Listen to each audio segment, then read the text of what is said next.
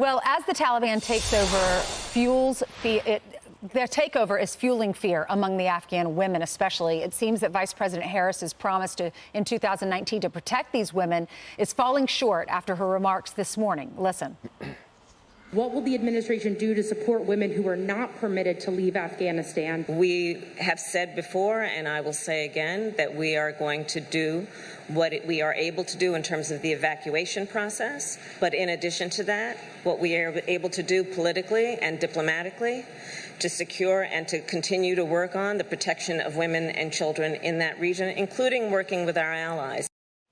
Okay, let's bring in Fox News contributor Laura Trump. She joins us right now. Good morning to you, Laura. Good morning, guys. Great to be with you. And great to have you as well. So back in 2019, as Ainsley mentioned, Kamala Harris gave a speech to the Council on Foreign Relations and vowed to protect Afghan women if elected. Well, they were elected. And now all she's talking about is, well, we'll do what we can do. What we can do.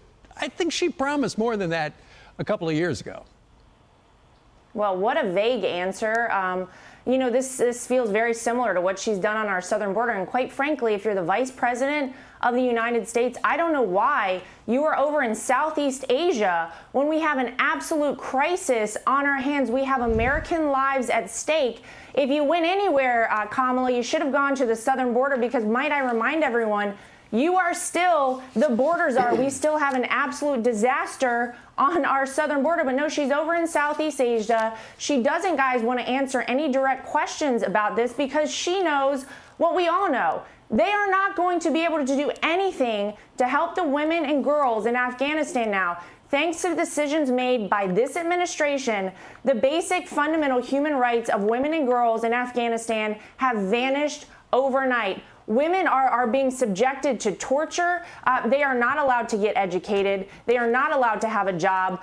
Girls are forced to be child brides as young as 9 years old. The Taliban is a terrorist organization. The idea that we're going to somehow work with them on anything is crazy, especially for women and girls' Lara, rights. And it's ridiculous that we heard that answer from our vice president. No, but I guess you missed the remarks yesterday by the spokesperson for the Taliban. They got to focus on world security and climate change.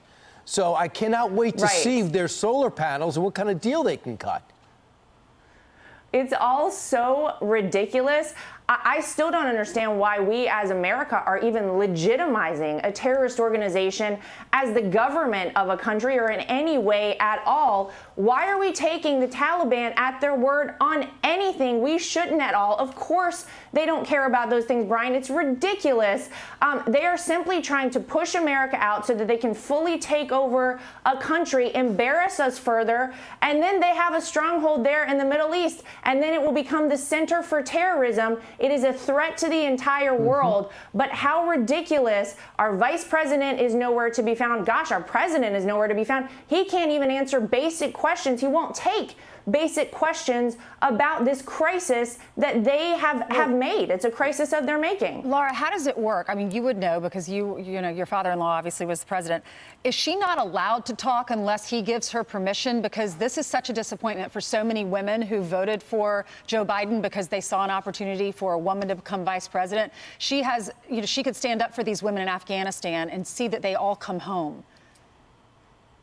I'm sure she is allowed to do whatever she wants. But, you know, herein lies the problem, Ainsley. Whenever you put someone in a position, not for their experience and not for what they bring to the table, but for woke politics, she was chosen, Joe Biden told us, for his vice presidential running mate solely based on the way she looked. And this is the result right here. And let's be clear, I said it at the beginning of this, she's trying to distance herself from this disaster. She doesn't want anything to do with the southern border. I mean, gosh, she hasn't even gone to the right place down there. She thinks we all have forgotten about that. She wants nothing to do with this situation because she knows, as we all do, this is a stain on America. It will stay forever. And I guess she's just trying to, you know, run out the clock on this thing and think that we will all forget about it. We will not forget about it, Kamala Harris. We have seen what you have done in this situation, and it's absolutely nothing. Right, now she's got to show up, and she's going to campaign for Gavin Newsom, so she'll bring some of that star power back to California